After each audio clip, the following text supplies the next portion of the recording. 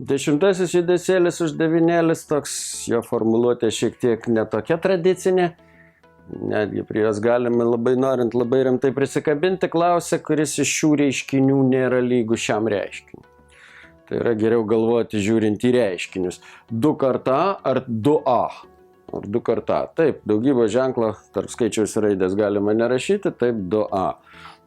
3A minus A. 3A minus 1A duoda 2A. Taip, čia ne A atsiima. 3 arkliai minus 1 arklys, 3A minus A yra 2 arklys.